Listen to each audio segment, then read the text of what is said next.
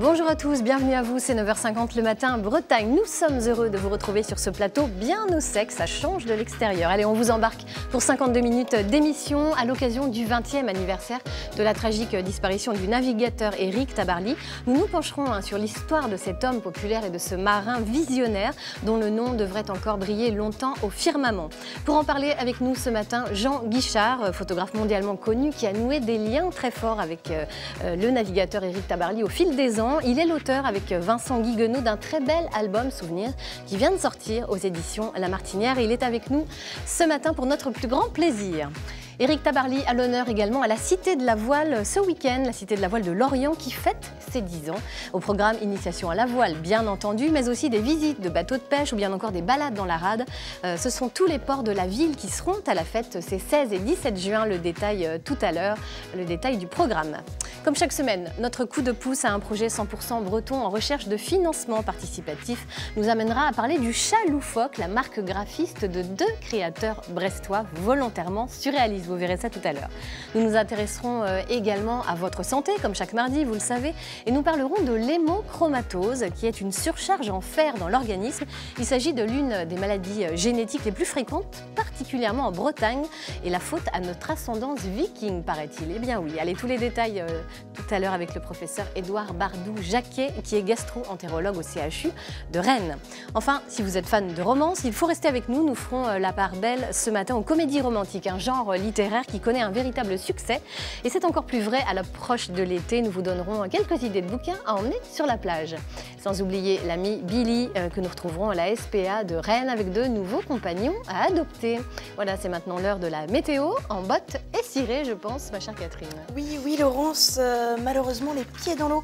En tout cas pour l'Ille-et-Vilaine où nous sommes toujours en vigilance orange. Pour les autres départements bretons, on reprend des couleurs, on revient dans le vert et on découvre un peu de bleu et de jaune. Ça va vous faire du bien, mais tout va bien puisqu'il fera 23 degrés à Plescope, près de Vannes. Alors tout va bien. Allez, un vrai temps de marin quand même. Autant de bonnes raisons de rester avec nous. N'oubliez pas vos questions, vos réactions sur la page Facebook de France 3 Bretagne où cette émission est diffusée en live, vous le savez maintenant. Allez, c'est 9h50 le matin. Bretagne, c'est parti, à tout de suite.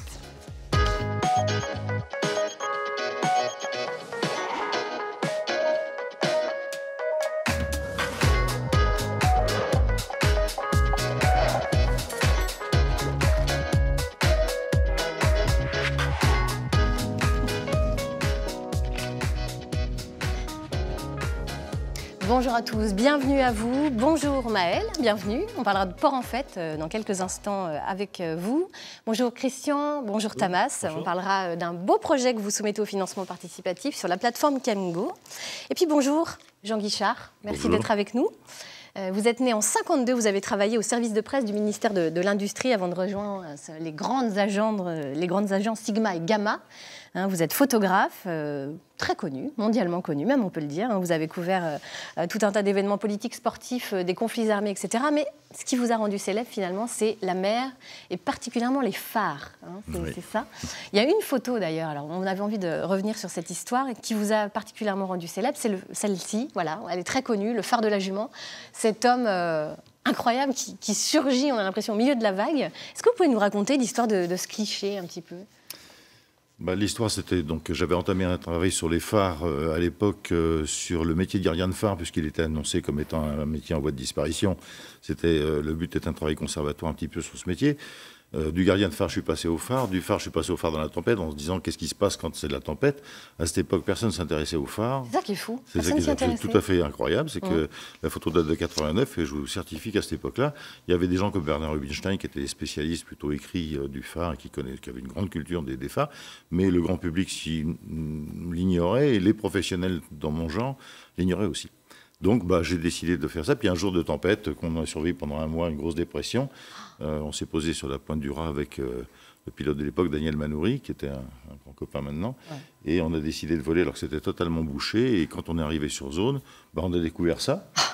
Et puis Théodore Malgand, donc le gardien de Ouessantin, qui est sur la porte de son phare, en entendant l'hélicoptère, est sorti parce qu'à cette époque-là, il n'y avait aucun hélicoptère qui volait sur les phares. Les photographes ne travaillaient pas en hélicoptère. Et donc, il était très surpris. C'est pour ça, parce que tout le monde me demande pourquoi il est sorti. Est-ce qu'il est vivant? Est-ce qu'il est... Donc, il est vivant, vous nous rassurez. Il est vivant, je l'ai encore vu il n'y a pas longtemps, dans un sujet de Thalassa, d'ailleurs, qu'on a fait ensemble, où il nous est arrivé dessus sur la pointe de Perne. Et la photo est passée dans tous les magazines du monde, à peu près. Life, Stern, etc. Et j'avais encore récemment des demandes en disant est-ce qu'il est encore vivant? Tout le monde s'inquiète pour ce gardien de phare, finalement. Et c'est Éric Tabarly qui vous a poussé un petit peu à vous intéresser au phare, à écrire. Alors c'est un petit peu des deux. Disons qu'il a encouragé beaucoup parce que, bon, si vous voulez, depuis 1979, moi je le voyais régulièrement sur... pour refaire l'histoire rapidement... ça, on l'évoquera tout à l'heure, mais c'est quand même lui qui vous a disons qu'effectivement, il m'a soutenu en m'expliquant qu'à l'intérieur des phares, il y avait de la matière. Ça veut dire que ce n'est pas simplement un fût de pierre ou un fût de béton vide, mais qu'il y avait des opalines, qu'il y avait des boiseries, qu'il y avait des aménagements, que les optiques étaient magnifiques, qu'il y avait des escaliers, des choses comme ça. Et donc, en discutant de ça à l'occasion de nos sorties, petit à petit, finalement, j'ai fait le premier livre aux éditions du Penduic avec lui, et il a préfacé le premier livre... et donc, il a fait partie totalement de l'histoire des phares. Bien entendu. Alors, en parlant de livres, on évoquera bien entendu tout au long de cette émission le très très bel ouvrage que vous venez de consacrer à Éric Tabarly. Allez, je vous propose pour l'instant de retrouver notre ami Billy à la SPA de Rennes avec un nouveau compagnon à adopter. Bonjour Billy. Bonjour Laurence, bonjour Catherine, bonjour à tout le monde sur le plateau. Bonjour Jennifer, bonjour, tu vas bien? Oui, merci. Alors cette semaine, nous retrouvons un petit bonhomme qui s'appelle Habib. Habib. Alors bonjour Habib, comment ça va? Bonjour jeune homme. Alors explique-nous un petit peu son parcours, ce qu'il recherche. Alors Habib, il a 7 ans, c'est un chien qui est arrivé de la fourrière. Quand il est arrivé, il nous avait beaucoup de peine, c'était un chien qui était éteint, voilà, qui voulait pas redonner sa confiance tout de suite, il était en boule dans son box, donc on s'est beaucoup occupé de lui. Et voilà, il s'est complètement ouvert à nous et on a vraiment découvert un chien super, qui peut vraiment avoir une relation très très fusionnelle avec la personne qui s'occupe de lui. D'accord. C'est vraiment un chien adorable. Des chats, des chiens à la maison? Alors, on évitera quand même les chats et les mâles, alors de son gabarit, les mâles de son gabarit, il a un peu de mal. Par contre, les petits chiens, il n'y a pas de souci. Voilà, si et les fufis, il n'y a aucun problème non plus. D'accord. Bon, un petit dragouilleur, ce Habib. Alors, si vous êtes tenté par ce petit jeune homme, eh ben, vous venez ici à la route de Lorient. Allez, à tout à l'heure. À tout à l'heure, Billy. Ce petit jeune homme vous attend donc, route de Lorient, à Rennes, à la SPA. Vous le savez, chaque semaine, on donne un coup de pouce à un projet en recherche de financement participatif sur la plateforme Kengo. Eh bien, aujourd'hui, nous allons nous intéresser au chat loufoque. Incroyable, assez surréaliste comme nom. Bonjour Christian, bonjour Tamas. Bonjour.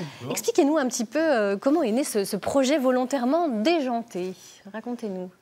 C'est d'abord une rencontre dans le cadre d'une coopérative qui s'appelle Chrysalide, entre Tamas, donc, qui est illustrateur, graphiste, et moi-même qui suis auteur et biographe. Et on a des délires assez similaires, donc on avait envie effectivement de faire des créations visuelles un peu originales. Alors le chat loufoque, pourquoi? C'est une double référence à Alphonse Allais. Le loufoque, c'est une de ces nouvelles qui se passe en Islande, et puis le chat noir, c'était à la fois un journal et un cabaret où il se produisait. Et Alphonse Allais, on a un petit peu perdu la mémoire d'Alphonse Allais, mais il a inspiré le mouvement surréaliste, les artistes, les écrivains, et aussi tous les humoristes qui jouent avec les mots, Pierre Dac, Francis Blanche, jusqu'à Gustave Parking aujourd'hui, et même les Monty Python en Grande-Bretagne ont comme référence Alphonse Allais. Voilà l'histoire. D'accord. C'est une référence aussi qui nous rapproche aussi, et qui nous permet de créer, et puis d'inventer des images un peu surréalistes, un peu délirantes. Ouais. Alors, humour et poésie, ce sont les maîtres mots de votre univers graphique, on l'a bien compris. Combien de créations au compteur déjà? Oh là, je ne sais plus. Entre 25 et 30. Ouais, quelque chose comme ça. Ouais. Alors aujourd'hui, vous lancez un appel au financement participatif. On voit justement ce petit logo là qui est vraiment très, très sympathique, très rigolo. Vos créations prennent vie sur des t-shirts pour l'instant. L'idée, c'est de multiplier les supports. Expliquez-nous un petit peu votre projet justement. Alors donc on compte, donc on a déjà sur des t-shirts, sur des torchons. Après les supports, on verra après au fur et à mesure en fait de nos productions. On aimerait bien aussi faire par exemple sur du linge comme des serviettes de bain ou des serviettes de plage. Et puis aussi aller peut-être sur d'autres projets, c'est-à-dire créer des ateliers d'art plastique où on rapprocherait l'image et l'écrit, quoi. Plus qu'une marque textile, le chat loufoque, c'est aussi un concept. Voilà. C'est ça, vous allez plus loin. On essaie de faire passer un petit vent de liberté, d'humour et de poésie. Voilà. Est-ce que la petite bretonne d'Alès Brest vous a un peu inspiré? Alors pas sur le contenu, mais dans l'esprit, dans l'aventure. On est dans l'humour aussi. Voilà. Disons que nous, il y a une dimension poétique, donc surréaliste. Donc c'est la rencontre vraiment de la poésie, vous l'avez dit tout à l'heure, et de l'humour. L'humour bon enfant. Ouais. Voilà. Oui, et puis c'est une petite mouvance aussi. Donc on n'est pas les seuls dans l'aventure. Il y en a d'autres aussi qui participent. D'accord. Alors vous avez aujourd'hui envie de mener justement un appel à financement participatif pour aller encore plus loin. À quoi vont servir les dons justement ? Déjà à faire de nouvelles lignes de production. Voilà. Donc on a des Vous produisez 100% en Bretagne ? Alors, tout est fait en Bretagne ? Oui, l'impression est intégralement faite en Bretagne. Le coton est biologique. Le torchon de cuisine a été jusqu'à présent confectionné dans les Vosges. Et on a un souci effectivement de localisation autant que possible. Et on aimerait travailler à l'avenir le lin et le chanvre. Voilà. Et là, ça ne peut se faire qu'en Bretagne. Il faut absolument que ce soit le cas. Alors, vous demandez 3 000 € et vous avez déjà récolté presque 2 100 €. On est à 2 095, un peu plus, ouais. Oui. Il vous reste assez peu, finalement. Un tiers de la somme à avoir. Bon. Qu'est-ce que vous avez envie de dire aux Bretons qui pourraient participer à ce projet sur la plateforme Kengo ? On va à la rencontre déjà, c'est-à-dire qu'on est présent sur un certain nombre d'événements de l'été. Là, par exemple, on sera à la fête de la mer de Saint-Paul-de-Léon le 15 août. On sera présent le 16 juin à la Galerie des Pods à Brest. Moi, je serai présent, personnellement. Et à Sizun, dans le cadre d'une transhumance de brebis Scottish Blackface. Ce sera la 3e édition. Donc, il y a une transhumance en Bretagne, il faut le savoir, qui va de Sizun jusqu'à Anvec au domaine du Ménesmer. Et donc, il y a un marché de producteurs locaux. Donc, on sera présent. Et on participera à un certain nombre de marchés aussi d'été. Donc, on va au contact des gens. À quand la brebis loufoque ? Voilà, mais la brebis, absolument. Ça pourrait. Tout est possible. On a commencé avec les animaux, mais on va sans doute s'attaquer bientôt aux légumes. Enfin, tout est possible. L'esprit libre, l'imagination. Le message vraiment qu'on veut faire passer en ce moment, c'est venez nous rencontrer. Venez discuter avec nous, venez voir que c'est des créateurs, qu'on est là, qu'on est présent.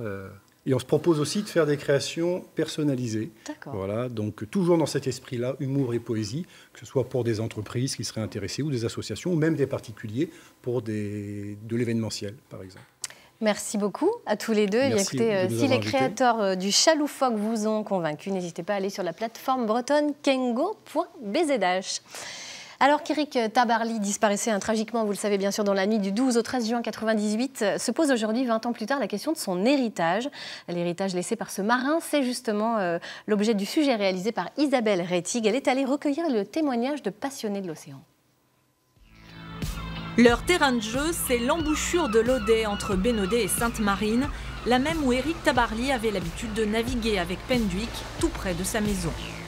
Lorsque le navigateur est mort, ces jeunes qui apprennent la voile n'étaient pour la plupart même pas nés. Pourtant, tous savent qui il est. Un grand navigateur pour moi, c'est quand même quelqu'un qui a traversé les mers. Et puis, on sait tout ce qu'il a vécu à côté. C'est un peu... c'est pas un héros, mais c'est quelqu'un de très important, quoi. Vous serez capable de citer une de ses victoires, par exemple? Peut-être une transat, je pense. Au moins une transat. Et non, ce n'est pas une, mais 2 transats que Tabarly a remportés en 64 et 76. À son actif aussi, le Fastnet, la Sydney Hobart, le record de la traversée de l'Atlantique, la transat en double. Aujourd'hui encore, ces victoires résonnent comme autant d'exploits pour un jeune navigateur comme François Gabard, qui a lui aussi remporté la transat en 2016. On est à Plymouth au départ de la transat anglaise. Évidemment, on pense aux victoires de Tabarly. C'est là, c'est omniprésent, ça fait partie de notre culture, de la culture maritime. Et voilà, et pour moi, on est un peu derrière tout ça et c'est une source d'inspiration qui est énorme. Il a popularisé notre sport, comme jamais. Et comme aucun autre pays dans le monde a des courses aussi populaires que le Vendée Globe, que la Route du Rhum. Il a réussi à toucher les gens qui se sont passionnés pour ces problématiques de course au large en solitaire. Mais derrière le navigateur populaire, il y avait aussi un marin visionnaire qui a porté un regard neuf sur la voile en innovant. C'est lui qui, le premier, a par exemple voulu mettre des foils sur des bateaux de course. Et sur son petit Tornado, il a fait le prototype. Et c'est vrai, quand on a vu ces images dans la presse voile, tout ça, il fait voler un bateau.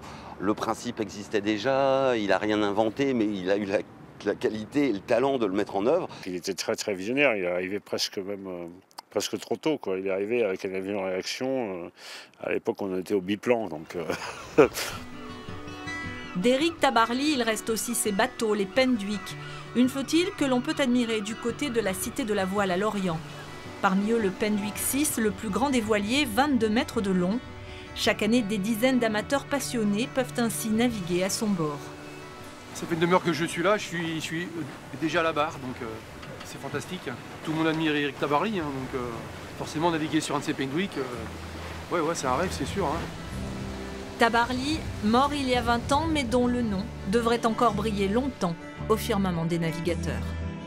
Il y a des choses qui ne s'oublient pas.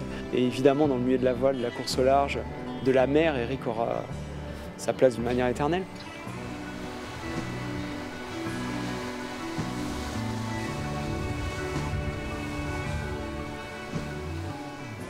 Tabarly qui fait rêver, Tabarly omniprésent dans l'esprit des marins, on l'a vu. Hein, c'est une source d'inspiration inépuisable. J'ai envie de vous demander, Jean Guichard, est-ce qu'il a popularisé la voile parce qu'il a touché les gens, finalement? Je pense que la dimension du personnage, son comportement un petit peu atypique a intéressé. Et puis son obstination de Breton qui, contre vents et marées, n'hésite pas à attaquer l'Atlantique à l'époque où la première transat de 64... La course n'est pas si vieille et il y a très peu de concurrents dans les premières transats. Hein. C'était un petit peu une folie, l'idée de traverser l'Atlantique seul sur un bateau. Et en 76, sur Penduic 6, c'est encore plus fou de traverser l'Atlantique sur un bateau qui est fait pour un équipage. Donc, bon, tout ça prépare la mythologie du personnage Tabarly. Il était vraiment hermétique à la gloire, vraiment? Il s'en fichait? Il s'en fiche pas dans le sens de la légitimité, autant que j'ai pu en juger. Ça veut dire qu'il avait une assez bonne conscience de ce qu'il était, de ce qu'il représentait pour la France et les Français. Et il en était fier et il trouvait ça légitime. Mais il n'était jamais dans l'auto-flagornerie, dans l'autosatisfaction ou dans la mégalomanie. C'est pas du tout son genre. Hein. Mais il avait quand même ce mélange de comportement modeste, mais en même temps conscience de ce qu'il était. Alors vous le racontez très bien hein, dans ce très bel ouvrage Tabarly de mémoire qui vient de sortir aux éditions La Martinière. Vous faisiez presque partie de la famille Tabarly, finalement. Comment sont nés vos liens si forts, si intimes? Nos liens, si vous voulez, moi je travaillais à l'agence Sigma à l'époque. J'étais jeune photographe débutant, hein. J'étais très jeune, j'avais 29 ans à cette époque-là. Et Sigma avait passé un contrat avec Gérard Petitpas et avec Éric Tabarly pour la construction du Paul Ricard. Donc j'étais m'installer à Cherbourg, à la CMN de Cherbourg, et pendant des semaines, j'ai vécu avec lui tous les jours, du petit déjeuner jusqu'au dîner, et les sorties en mer et tout ça. Donc évidemment, bon, ça aurait pu mal se passer ou pas se passer du tout, parce que c'est pas un personnage facile. Mon premier contact avec lui, c'était dans le train pour aller jusqu'à Cherbourg, et il m'a pas adressé la parole pendant tout le voyage. Donc je me suis dit, ça va pas être très facile de travailler avec lui. Et puis finalement, on a trouvé des sujets de discussion, parce que, bon, il y a mon côté breton, à moi, on aime bien les vieilles pierres, on avait des points communs en dehors de la voile. Sa dimension patrimoniale, moi j'aime bien ça, puis je suis aussi un peu solitaire, un peu discret, enfin bref, comme on dit, la source à prise. Et puis après, il m'a très bien supporté tout le temps, et je faisais partie, effectivement, Jacqueline m'a très bien accepté aussi, donc à chaque fois qu'il y avait un petit peu un événement, je faisais partie de l'environnement direct des Tabarly. Alors, il y a beaucoup de photos inédites hein, dans ce livre. Comment vous avez choisi? Parce que c'était des archives qui dormaient quasiment au fin fond d'un grenier, peut-être, enfin, entre guillemets, de l'agence Sigma et Gamma. Oui. Comment vous avez fait pour choisir, pour raconter une histoire? Ça a été compliqué, parce que si vous voulez, bon, à cette époque-là, moi je ne travaillais pas pour la presse spécialisée, je ne faisais pas de films, je ne faisais pas de livres, je travaillais uniquement pour la presse grand public, Paris Match, VSD, Figaro Magazine, etc. Donc une fois que ces magazines-là avaient publié 2 ou 3 photos, le reste était enterré pour longtemps, si vous voulez. Et puis, bon, après, moi, j'ai fait autre chose. Enfin, je me suis intéressé au phare, la vie est passée, j'ai fait une carrière, etc. Et puis, récemment, tout mon environnement m'a dit, mais pourquoi tu ne fais pas quelque chose avec tout ton fonds sur Tabarly? Parce qu'il y a certainement des choses très intéressantes. Et donc, j'ai exhumé des cartons, parce qu'il faut savoir que ces agences, malheureusement, les agences françaises ont été sinistrées après avoir été des leaders mondiaux en la matière. Toutes ces sociétés ont déposé le bilan, les photos m'ont été envoyées dans des cartons. Et des cartons qui mélangeaient une conférence de presse de Krasuki, le salon du jouet, une sortie de Mitterrand, et Tabarly et d'autres. Donc il a fallu déjà faire le tri de tout ça, ensuite éditer ces photos, et ensuite, comme on était à l'époque argentique, il a fallu scanner. J'ai fait plus de 700 scans depuis septembre sur l'ensemble des photos, pour qu'on fasse un choix et qu'on édite ce livre au final. Quel fil conducteur vous avez retenu avec Vincent Guiguenot, qui signe les textes, lui de son côté? Vincent s'est très bien débrouillé, je trouve, dans dans le découpage, le chemin de fer, comme on dit, du livre, parce que c'est pas très simple. Dans la mesure où moi, j'ai pas du tout la prétention d'avoir suivi toute la carrière de Tabarly, loin s'en faut, puisque j'arrive en 79, alors que sa carrière de célèbre marin est plutôt derrière lui. Oui, mais vous le suivez à un moment intéressant, qui est assez délicat peut-être pour lui, plutôt humainement, parce que il va justement vers une retraite sportive, entre guillemets, progressive, mais c'est un moment intéressant, du coup, un moment un peu charnière dans en sa vie. 79, il n'est pas dans une logique de retraite sportive, parce qu'il lance l'hydrofoil et qu'il fonde des espoirs là-dessus. Non, mais petit à petit, du coup, petit à petit, évidemment, il a du mal à trouver les financements, il commence à plus être jeune, etc. Donc c'est effectivement un moment délicat, quoi. Et alors, donc, les fils que vous avez retenus, les fils conducteurs le pour fil ce conducteur, livre, c'est simplement, c'était moi et Eric, ça c'est la proposition de l'auteur, donc Vincent, mon co-auteur, qui faisait partie des gens qui me connaissent bien, parce que j'ai fait beaucoup de livres sur les phares avec lui, et donc il a insisté pour que je fasse ce livre, et il a fait un découpage assez particulier sur le Tabarly intime, le Tabarly en mer, etc. Mais tout, en fait, démarre avec moi en 79. Ça peut paraître prétentieux, mais c'est un peu Jean Guichard, Tabarly vu par Jean Guichard pendant les 17 ans où je l'ai côtoyé, quoi. Mais s'entrecroise quand même l'évolution de la société française dans ce livre, qu'on devine grâce à la passion de la course qui naît chez les Français, un peu grâce à lui aussi, cette course au large qu'il découvre avec lui, pour laquelle il se passionne, quoi. Et ça, on le découvre dans votre livre, en filigrane, on va dire. Oui, enfin bon, tout le monde sait qu'effectivement, il a apporté beaucoup de choses à la voile de plaisance en France. Mais bon, les Anglais avaient déjà démarré bien avant nous, et c'était quand même une tendance générale qu'il a accompagnée avec brio et en donnant envie à tout le monde, parce que c'est vrai que je me souviens que quand à l'arrivée du record Charlie Bar, on comptait 100 000 personnes sur les pontons de la Trinité, des choses comme ça, ou même à l'arrivée de Lorient, Bermude-Lorient, même quand il était second, il y avait énormément de monde, et donc ça stimulait des passions, bien évidemment, chez les jeunes de cette époque-là. Vous-même, est-ce que vous avez un souvenir marquant d'Éric Tabarly, vous tous sur ce plateau? Une image qui vous reste de lui? Peut-être c'est la deuxième victoire de la transatlantique quand il surgit au bout de 2 jours, là. Je crois que c'est la deuxième ou la première? 76, oui. Quand la deuxième, là, où justement, voilà, s'il est encore... il n'y a pas de moyen de communication à l'époque, on ne sait pas. Il ne sait pas, en fait. Il surgit de la brume, là, pour gagner la deuxième édition. Sur les bandes d'Antuquet, sur Bretton Tower, oui. Oui, ça c'était tout à fait étonnant. Moi, au niveau, excusez-moi, je reprends la parole. Au niveau presse, alors bizarrement, je vous apprends un truc, c'est que le premier journaliste, je crois, qui a été sur place sur la Transat de 76, c'est Nicolas Hulot, qui était journaliste à l'époque. Et puis j'avais mon collègue Henri Bureau, qui a été mon rédacteur en chef par la suite, qui a été un des premiers à faire des photos. Mais effectivement, c'est en se promenant au large de Newport, en cherchant, je crois, la maison des Kennedy avec son épouse, que tout d'un coup, il a vu arriver Penwick et qu'ils ont su qu'il arrivait. Mais parce que moi, après, à ma génération, il y avait les bouées Argos, il y avait des tas de systèmes de communication qui a aussi participé, ces technologies nouvelles, si vous voulez, ont participé à l'essor de la voile, en ce sens que c'était difficile pour les médias, par exemple, de dire il part tel jour, puis on vous en parlera plus tard, puis 15 jours après, on revient, quoi. Alors que maintenant, je pense que la première, c'était Lorient-Bermude-Lorient. On a eu des bouées Argos sur les bâtiments. Je me souviens qu'il y avait dans le PC, le Point de la Transat à l'époque, une grande carte. Et tous les enfants avaient, dans le journal du Point, je crois, une carte aussi, où ils pouvaient marquer l'évolution quotidiennement des courses. Donc c'était une régate quotidienne qui, évidemment, pour la voile, était formidable, quoi. Bien sûr. On va continuer à parler d'Éric Tabarly, mais sous un autre angle. Maëlle Daniel, avec vous, vous êtes médiateur à la Cité de la Voile Éric Tabarly. Alors, s'il y a bien une institution qui entretient la mémoire du grand navigateur dans la région, c'est bien vous.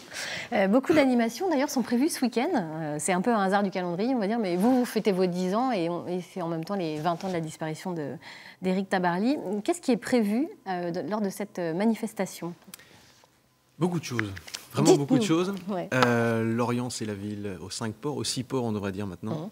Le port militaire, le port de commerce, le port de pêche, le port des passagers, le port de plaisance et puis le port maintenant course au large.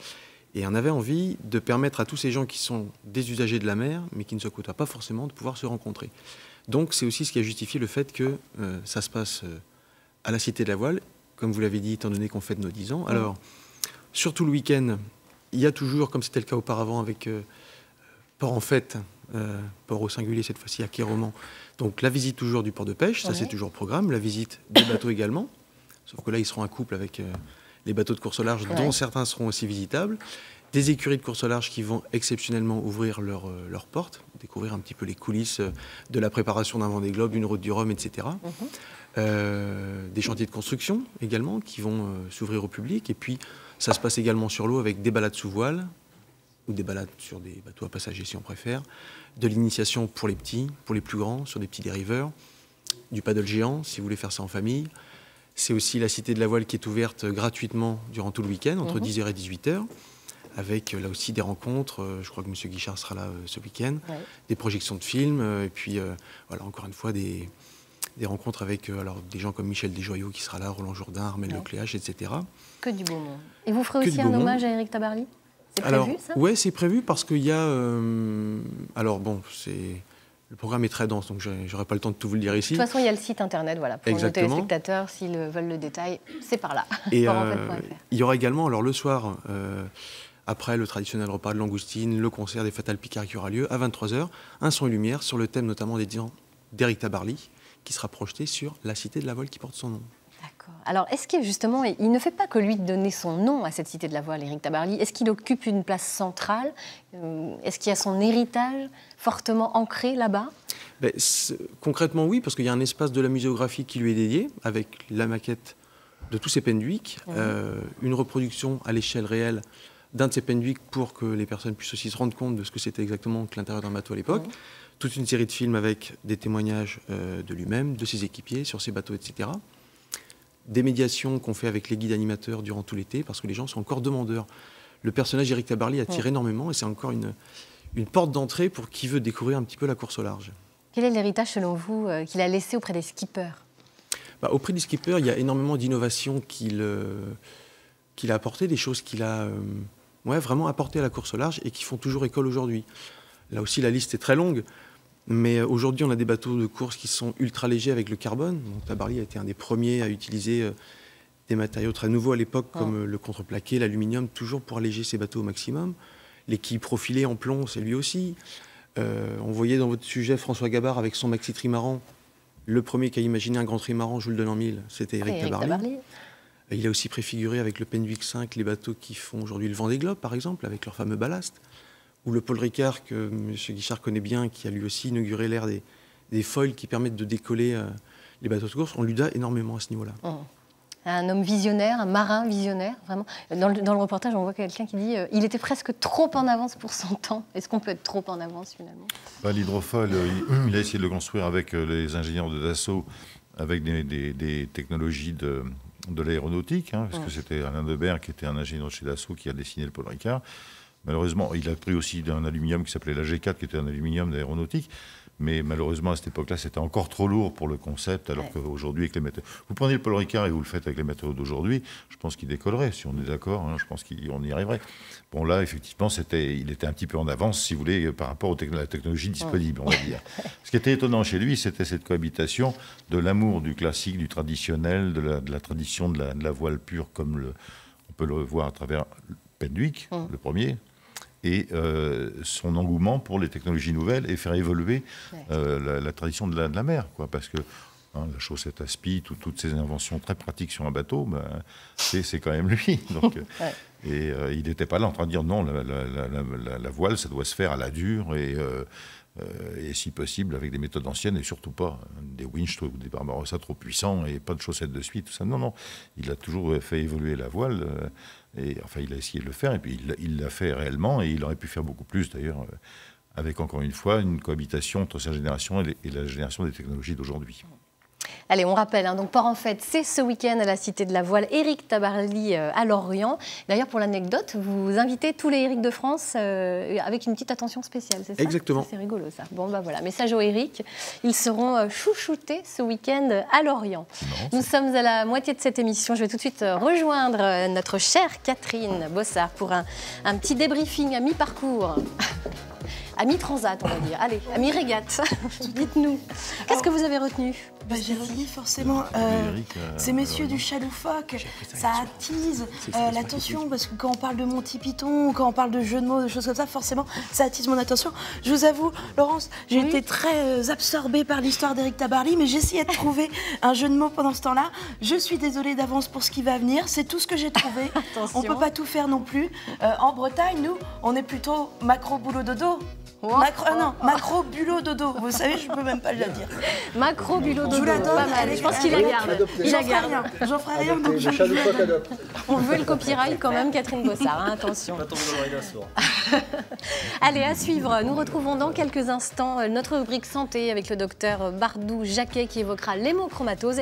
Puis nous découvrirons aussi LJ, un nouveau label de comédie romantique qui vous fera pétiller vos lectures d'été. Voilà. Alors, pour l'actualité qui vous attend ce midi, dans le journal présenté par Valérie Chopin, il sera question de la région de Châteaubourg où l'eau continue à monter. Nous reviendrons également sur une opération de déminage en cours dans le lycée de Vannes, dans un lycée de Vannes. Et puis enfin, notre série Coupe du Monde 98 évoquera les souvenirs de Stéphane Guivarch. Allez, on va tout de suite retrouver Billy à la SPA de Rennes. Bonjour Billy, vous nous présentez qui cette fois? Quel compagnon? Laurence, bonjour Catherine. Alors ce matin, alors, petite mère, pardon. Donc nous avons ce matin une petite chienne Staff, c'est ça? Oui, c'est une American Staff. Voilà, donc cette demoiselle, elle s'appelle Niska. Niska. Alors apparemment c'est une grosse violente, hein. Elle adore juste les câlins. Bonjour mademoiselle. Donc Niska, elle a 8 mois, c'est ce que tu nous disais. Niska, elle a 8 mois, tout à fait. Donc voilà, c'est une petite chienne très dynamique, hein, de par sa race, elle aura besoin vraiment des personnes qui vont s'investir, que ce soit dans l'éducation, dans les loisirs, dans le sport. Ouais. Voilà, c'est vraiment une petite chienne qui a besoin d'être éduquée et surtout qui a besoin d'apprendre à rester seule, hein, parce que souvent les chiots c'est un peu leur souci. Voilà, elle a du mal à rester toute seule, sans faire de bêtises et sans aboyer. Apparemment avec les congénères ça va bien, parce que là on vient de voir la petite mère la passer, elle lui dit rien du tout. Elle est très très sociable avec ses congénères, on la sort en meute hein, d'ailleurs tous les matins. D'accord. Par contre il faudra vraiment poursuivre cette socialisation, hein, parce que c'est important, surtout chez les staffs, vraiment de bien les sociabiliser quand ils sont jeunes, afin justement qu'après ils restent sociables, c'est important. Ok, et au niveau des enfants, on est ok? Oh oui, elle est adorable. Les chats Les chats, il y a un petit travail à faire, après de par son jeune âge, c'est encore tout à fait faisable. Ok. Bon bah écoutez, cette demoiselle est juste là à la SPA de la route de Lorient à Rennes, disponible ici, juste pour venir vous faire des petits câlinous. Voilà, bah oui, Mimi d'amour, ouais. À tout à l'heure. Bon, je crois que Billy, vous allez repartir avec. Hein. Là, vous n'avez plus le choix. À tout à l'heure. Véronique Roland et le professeur Édouard Bardou-Jacquet nous ont rejoints. Bonjour, professeur. Bonjour. Comme chaque mardi, on va parler de notre santé. Alors, avec vous, aujourd'hui, on va se pencher sur l'hémochromatose. Alors, déjà, on va essayer de décrypter un peu ce terme. Qu'est-ce que c'est exactement l'hémochromatose? Alors, l'hémochromatose, c'est vrai que c'est un terme qui est un petit peu barbare. En fait, on peut résumer ça assez simplement en une surcharge en fer. Tout simplement, qui s'accumule au fil de la vie. Dit comme Finalement, ça. c'est assez simple. Un mot sur sa prévalence en Bretagne, qui est plus forte qu'ailleurs. Alors, pourquoi? Alors en fait, c'est une maladie qui est d'origine génétique. C'est une mutation qui est apparue il y a 50, 60 générations dans le sud de la Scandinavie et donc qui a migré avec les Vikings. Et donc dans tous les pays d'origine un peu celte, c'est une mutation qui est beaucoup plus prévalente. D'accord, on doit ça aux Vikings alors. Merci pour le cadeau. C'était un avantage à l'époque. Ouais. Elle concerne combien de personnes à peu près? Une sur 200, une sur 250. Ah quand même. Donc c'est quelque chose d'assez fréquent. Ouais. Ah oui. Et quel est le mécanisme de la maladie? Expliquez-nous. Alors en fait, ce qu'il faut bien comprendre, c'est qu'on n'a pas de mécanisme d'élimination du fer dans l'organisme. Donc on est réglé pour absorber exactement ce dont on a besoin. Et dans cette maladie génétique, le foie qui envoie le signal aux intestins pour dire quelle quantité de fer il faut absorber est déréglé. Et donc envoie en permanence un signal qui dit il faut absorber du fer. Donc au fil du temps, le fer s'accumule jusqu'à provoquer une surcharge qui peut être assez importante et être toxique pour les organes. Toxique, voilà, c'est ça. Donc il faut qu'il y ait une prise en charge rapide. Quels sont les symptômes pour pouvoir détecter justement la maladie? Alors c'est une maladie qui est insidieuse, c'est quelque chose qui apparaît progressivement. Donc les gens ont souvent du mal à identifier les symptômes. Ça peut être la fatigue, les douleurs articulaires. À un stade plus avancé, il y a des atteintes qui peuvent être cardiaques, pancréatiques, hépatiques, avec des cirrhoses et des choses comme ça. Mais c'est vrai que c'est quelque chose qu'on essaye de dépister le plus tôt possible. Alors, sur de des quelle signes façon, qui sont faciles. Simplement en faisant une prise de sang en fait, pour étudier le métabolisme du fer, le coefficient de saturation de la transférine. Ça permet de voir s'il y a un excès ou pas et assez vite on peut le dépister. Et alors, est-ce qu'il y a des traitements? De quelle façon on peut traiter cette maladie? Alors, c'est pas très moderne, mais les saignées, ça marche très bien. Ça existe encore? Voilà, ah bon, on en fait. On pensait qu'il y avait que ça dans Molière, mais non, chez Molière. Non, on pratique encore régulièrement. En fait, le fer, ça sert surtout à fabriquer du globule rouge. Donc, en forçant le corps à refabriquer du globule rouge, il va puiser dans le stock en fer disponible et donc petit à petit normaliser le stock en fer. Donc actuellement, ça marche, c'est encore la seule chose qu'on ait disponible. Il y a des essais cliniques, on essaie des nouveaux médicaments pour pouvoir proposer autre chose aux malades que de faire des saignées, parce qu'il y a toujours un petit recul quand on leur explique ça. Mais c'est un traitement qui marche très bien et qui est quand même bien efficace. Quels sont les projets du CHU de Rennes justement sur cette maladie, hein? Il y a deux types de médicaments qui sont en cours de développement. Il y a des médicaments par voie orale en fait, qui vont aller absorber le fer et être après éliminés dans les urines. Où il y a d'autres projets qui sont assez nouveaux aussi, où on essaye de supplémenter l'hormone qui est déficitaire, une injection sous la peau, une fois par semaine, un petit peu comme les diabétiques, et qui permettrait peut-être en fait, de normaliser le métabolisme du fer. Ce qui est assez prometteur, mais pour l'instant, c'est encore de la recherche. Merci beaucoup, professeur, de nous avoir éclairé sur cette maladie. Vous la connaissiez, Jean Guichard? Non, je comprends pourquoi je me sens rouillé le matin. Mais ça, c'est la pluie. Hein, les bains sont interdits pour ces gens qui sont atteints de cette pathologie. Ils ne peuvent plus boire d'eau. C'est ça. Ah bah c'est pour ça qu'il y en a beaucoup en Bretagne, d'accord. Oh bah Eric, il risquait pas grand-chose à ce niveau-là. Il ne buvait pas beaucoup d'eau.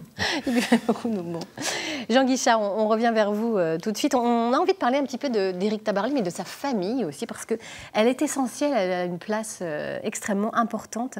La femme d'Éric Tabarly, Jacqueline, est-ce qu'elle vous a soutenu dans ce projet de livre? Est-ce qu'elle vous a ouvert vraiment les archives familiales? Ah oui, totalement. D'abord, je vais demander son avis avant de faire le livre, parce que je ne me voyais pas faire un livre que contre son avis. Et puis ensuite, effectivement, je voulais retrouver un petit peu... Eric m'avait déjà ouvert assez largement ses albums, qu'il avait nombreux, parce qu'il gardait précieusement ses souvenirs, et plutôt bien organisés. Et donc Jacqueline m'a réouvert à nouveau les albums de famille, pour des raisons techniques, que je refasse des images et des scans un peu meilleure qualité.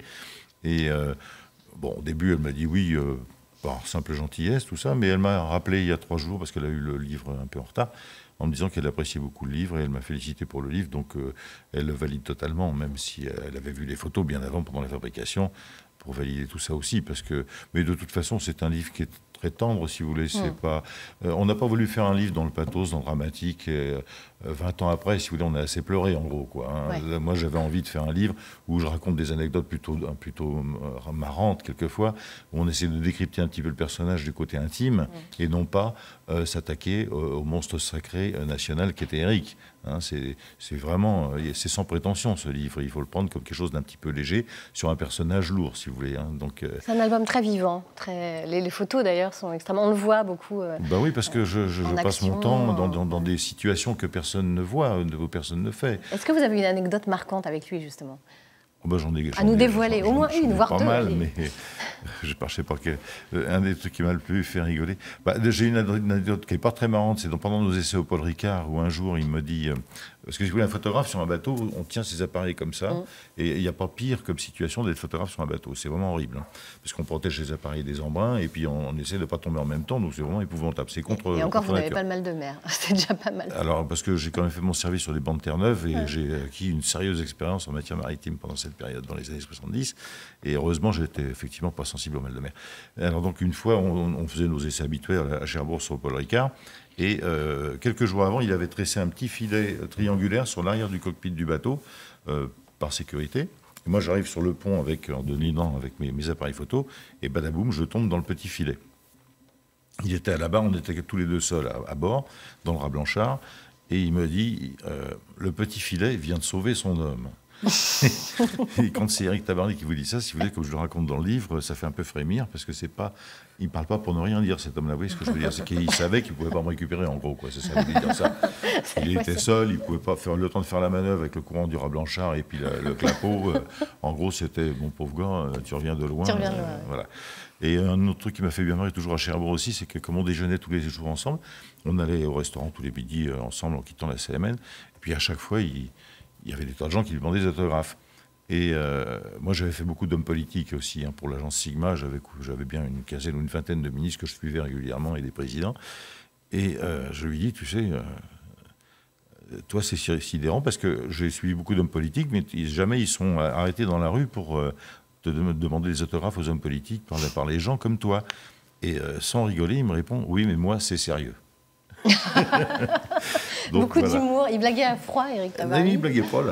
Il ne blaguait pas, il était convaincu de ce qu'il disait. Donc, c'était... L'anecdote peut-être la plus marrante... tout ça, c'est un petit peu à mon détriment aussi, hein, parce que je faisais des bêtises et tout ça. Mais une fois. C'est l'amour vache entre vous. Hein. Non, mais c'était très bien comme ça. Mais une fois, j'en avais marre de faire dans la semaine de Cherbourg les gens qui serraient des boulons ou qui soudaient de la tôle. Alors je lui ai dit, écoute, ça serait bien qu'on fasse des photos d'un peu de sport. T'as pas envie de faire un peu de sport, qu'on ait un peu autre chose que le chantier, quoi. C'était pas très marrant à force pour moi en tant que photographe. Il me dit, oh bah t'as pas tort. Bah écoute, demain, si tu veux, on va faire un jogging. Alors bon. On a été vers le phare du Cap Lévy. Déjà, il y avait un phare dans notre univers, dans notre environnement. Et puis, on était avec Marc Pajot, qui était son équipier sur l'Orient-Bermude. Et puis, on arrive sur la côte. Et puis, il me regarde. Moi, j'avais évidemment mes appareils photo, mon sac de photos. Il me regarde et il me dit, mais comment tu vas faire pour courir avec tout ça? Dans son esprit, j'étais venu faire un jogging. Ah bah oui, bien C'était sûr. pas du tout faire des photos. Donc, voilà. Ouais, Alors, c'est très finalement, révélateur. il m'a laissé là, il a fait 1h30 de jogging, et puis j'ai fait des photos en partant et en revenant, quoi. Lors de sa disparition en juin 98, quelle a été votre réaction? Vous y avez cru? Enfin, on avait l'impression qu'il était immortel quasiment. Enfin, il avait traversé toutes les mers du globe. C'est un accident bête, quoi. Oui, comme tous les accidents. C'est l'accident bête, ça c'est sûr. Toujours bête. C'est l'accident bête, mais ça correspond aussi à Eric, c'est-à-dire qu'il avait quand même des raccourcis un petit peu dangereux, quoi, parce qu'il était fonceur. Et là, bon, le contexte, tout le monde l'a raconté, mais il n'a pas d'équipier pour partir. Il veut faire plaisir à un couple de Chamonix qui connaît un petit peu peut-être dans le cadre d'un des deux le bateau, mais qui n'a jamais navigué sur Penduic. Il a une histoire incroyable avec un marin en retraite qu'il engage pour les 100 ans de Penduic quelques jours avant, qui n'a jamais mis les pieds sur le bateau non plus. Erwan Kéméry, qui n'est pas encore là, qui le rejoint en Angleterre. Erwan, lui, est un marin, un vrai marin, un collègue que je respecte et un bon marin. Et donc il part avec un équipage à minima. Et c'est pour ça que à la fin du livre, j'ai mis quelques manœuvres sur Penduic pour que les gens se rendent compte de la difficulté de la manœuvre sur ce bateau. Parce que sur mes photos, on voit qu'ils sont trois en train d'abattre le flèche, de ramener le flèche. Et lui, il était en fait tout seul à la manœuvre. Mais c'est quand même un peu son départ sur Penduic sur 76, si vous voulez. De toute façon, j'y arriverai parce qu'il avait une volonté de faire, un caractère de cochon. Ça passerait toujours. Donc, bon, c'est pas grave, tout le monde à bord. On se débrouillera toujours et j'y arriverai, quoi. C'est ça. Et en plus, bon, il y avait cette mauvaise habitude, c'est que en termes de sécurité, à la Cité de la Voile, il faudra peut-être corriger un petit peu l'image d'Éric de ce point de vue-là et lui apprendre aux jeunes à ne pas faire ça. Mais il ne prenait aucune mesure de sécurité. Ouais, c'est ça, parce que sur Penduic, il y aurait eu simplement un mât lumineux, vous voyez, il y en a un petit équipement de base comme ça, les choses auraient pu être différentes. Mais là, de nuit, dans le clapot, vent arrière, enfin, tout le contexte était absolument défavorable et catastrophique, quoi.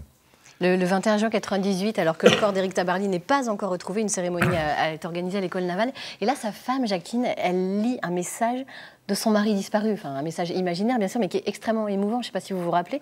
La mère n'est pas méchante, la mère l'a pris, elle ne l'a pas volé, elle n'a été que le moyen pour lui de revenir dans la maison du père. Elle est la matrice dans laquelle il est retourné. Et vous ne retrouverez pas son corps. La mère n'est pas méchante, elle est source de vie. Oui, ça, c'était Éric Tabarly. C'était ce qu'il disait toujours, la mère est source de vie. Oui, la mer, c'était sa vie. Depuis l'armée, l'école navale, où il avait réussi à mettre le Penduic à Poulmic en face de l'école navale. Son passage dans l'aviation, enfin, c'est un petit peu long à expliquer, mais il est d'une famille très bourgeoise à l'origine, si vous voulez. Sa mère comptait beaucoup sur la carrière de ses enfants, évidemment. Et quand il insistait pour la mer, sa mère lui disait oui d'accord mais à condition de faire naval en gros, quoi. Donc c'est comme ça qu'il est passé dans l'aéronautique navale en fait pour être marin, et le but ultime c'était de rénover Penduic déjà à l'époque. Quand il est parti en Indochine, quand il a fait sa formation au Maroc, etc., il économisait sou par sou déjà. Il y a un truc marrant d'ailleurs, c'est qu'il a acheté en fait, parce qu'il l'a acheté à son père le bateau, pour un vil prix évidemment, mais il l'a quand même acheté symboliquement, et il l'a acheté à son père en 1952, l'année de ma naissance. Donc, comme quoi, vous voyez, c'était un signe. On déjà. était fait pour se retrouver. Oui, c'est ça, c'est certain. Mais écoutez, vous vous êtes bien retrouvés en tout cas dans cet ouvrage, un Tabarly de mémoire, donc de Jean Guichard et Vincent Guiguenot aux éditions de La Martinière. On va rester dans le domaine de l'édition, Jean Guichard, justement en nous tournant vers Véronique Roland, directrice éditoriale déléguée aux éditions J'ai lu. Bonjour Véronique. Bonjour. On va parler littérature, mais d'un genre qui connaît un véritable succès, la comédie romantique. Alors, on pense bien sûr à Bridget Jones, toujours, mais 20 ans après, elle fait des émules, hein, et vous lancez donc une collection particulière, justement consacrée à cette littérature. Expliquez-nous un petit peu ce que ça va être. Alors, on a eu envie, chez J'ai lu, de donner à nos lectrices quelque chose qu'on ne leur offrait pas depuis quelque temps, qu'on ne leur offrait plus, à savoir de la comédie romantique. Et si je peux vous en donner une définition, parce qu'au cinéma, on sait assez bien ce que c'est que la comédie romantique, je vais vous donner la définition d'une romancière qui s'appelle Susan Fletcher et qui dit: quand je réfléchis à ce que j'ai envie d'écrire et que je veux écrire une bonne histoire, je me dis, voyons, j'ai besoin de bonheur, de personnages qui le cherchent, qui le trouvent, d'un paysage dans lequel ils sont ancrés et dans lequel le lecteur puisse s'imaginer, d'un peu de tristesse aussi, parce que l'émotion est nécessaire, et puis un voyage. Surtout que ce soit un voyage, quel qu'il soit, donc ça peut être un voyage à travers un pays, mais ça peut être aussi un voyage où l'on est en quête de soi. Voilà. Donc la comédie romantique, c'est ça. C'est quelque chose qui embarque, pour prendre la métaphore c'est quelque chose qui embarque maritime, et qui est porteur pour le cœur du lecteur, qui est toujours porteur d'optimisme et de jolis sentiments, de rire, d'émotion et d'amour le plus souvent. D'où viennent les auteurs que vous publiez? Alors, l'objectif aussi de cette nouvelle collection, c'est d'aller chercher un peu partout les auteurs. Les Américaines sont très fortes en matière de comédie romantique, les Anglaises aussi. Donc, on est allé fouiller aussi du côté de l'Italie, du côté du Québec. Parce que, donc le voyage, bah voilà, on y est. Voilà, on voyage. Nos amis québécois sont très drôles. Des Françaises, bien sûr, qu'on va faire venir petit à petit dans cette collection. Voilà, pour l'instant, on en est là, mais les recherches vont se poursuivre. Donc cette collection s'appelle LJ. Oui. On va la retrouver donc dans les librairies et puis dans les supermarchés également. Oui. C'est un label qui est-ce que c'est un bon coup pour une maison d'édition? On peut parler franchement, hein, ça marche très bien la comédie romantique. C'est aussi, le succès assuré un petit peu pour vous, non? Moi, je crois que rien n'est assuré. Jamais. Parce que tout est décidé par les lecteurs. Ouais. Donc, quand bien même l'éditeur fait tout ce qu'il faut, et c'est ce qui est le cas, bien sûr, il faut attendre que les lecteurs nous suivent. Mais là, on a vraiment fait tout ce qu'il faut pour que les lecteurs soient convaincus. Est-ce que vous avez un titre, un titre phare, du coup? Est-ce que oui, vous avez un roman préféré parmi ceux que vous avez Je ne peux pas choisir parmi mes enfants. Non, c'est ça. Certainement pas. Donc, je ne vais pas vous dire que j'ai un auteur préféré. Et puis, chacune à leur façon. Elles ont leur style, leur façon de parler d'elles. Quels sont les points communs entre ces livres? Est-ce qu'il y a un dénominateur commun? L'autodérision. L'autodérision. Oui. Ah, oui. Oui, l'autodérision. Ce sont des héroïnes d'aujourd'hui et elles ont toutes ce recul sur leurs petits travers, leurs failles et leurs caprices, même quelquefois.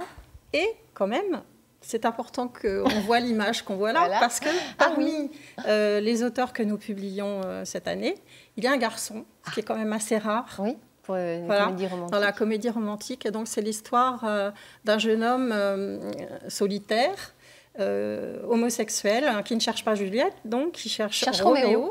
Et comme il est très romantique, il n'a jamais tellement eu affaire au réseau, au site internet, etc. Bon, enfin, il se lance, et c'est ça qui est drôle, parce que il est un peu pâteau dans ce labyrinthe de rencontres. Et puis finalement, il va faire une rencontre qui va bouleverser sa vie. Donc beaucoup d'autodérision aussi de son côté. Beaucoup de dérision c'est donc aussi vraiment le de son dénominateur côté. commun. Oui, c'est le dénominateur commun, exactement. Merci beaucoup, Véronique Roland, d'être venue nous présenter cette nouvelle collection LJ. Et puis à signaler également aux éditions du Cherche Midi une autre suggestion, La Nouvelle Vie de Kate Reddy d'Alison Pearson. Voilà, comme ça il y a tout un tas de choix sur vos lectures d'été. On va retrouver, si vous le voulez bien, maintenant notre ami Billy, toujours à la SPA de Rennes, cette fois-ci avec un nouvel animal. Billy, un troisième animal à nous présenter. Alors, pour terminer cette matinée ici au refuge avec notre amie Jennifer, nous avons un petit chat proposé à l'adoption qui s'appelle Viking, c'est ça? Oui, Viking a 4 ans. D'accord. C'est un chat très mignon qui sera peut-être plus à l'aise en maison qu'en appartement. D'accord. Il n'aime pas trop les chiens, par contre. Je pense qu'il n'aimerait pas trop partager son territoire avec un chien. Il veut juste aller chasser dans le jardin les petits mulots. Oui, je le vois bien aller chasser. C'est un chat qui est très joueur, donc effectivement, s'il est en maison et qu'il a l'occasion de sortir, Il pourra faire des petits cadeaux à ses maîtres de temps en temps. Ouais, c'est ça, en fait, c'est des offrandes qu'ils nous font quand ils nous ramènent comme ça. On va écouter les filles, vous voyez, ce petit chat, c'est juste des câlins, de l'amour. Il est là, ici, le petit viking. Alors, ouais, j'étais embêtée, excuse-moi, mon petit loulou. Bon, allez, les filles, à bientôt. Merci beaucoup Billy pour nous avoir présenté ces 3 animaux à adopter. Voilà, nous c'était un petit peu une spéciale Tabarly ce matin. Hein. On rappelle donc que Jean Guichard a consacré un ouvrage Tabarly de mémoire au grand navigateur. Un petit mot avant de se quitter? Je suis plutôt content du livre et de l'avoir fait, alors que je ne pensais pas le faire au départ et que ça a été beaucoup de travail, mais finalement je suis satisfait. Et ben voilà, magnifique. On peut inviter tous les Bretons à le lire. Et puis quant à nous, sur notre chaîne France 3 diffuse tous les itinéraires Bretagne de la semaine seront consacrés également au navigateur Éric Tabarly. Voilà, j'appelle maintenant Liliane Blanchet à nous rejoindre pour le débriefing de cette émission. Oui, bonjour ma chère Liliane. Bonjour, bonjour. Je suis de retour. Oui, c'est Liliane. Bonjour, bonjour Jean. Il y a des charmants jeunes hommes sur le plateau. Alors, Liliane Blanchet, maintenant je suis gardienne de phare. Je suis gardienne du phare du poney, non pas de la jument. C'est un beau métier en tout cas qui a été tellement bien mis en valeur par vous.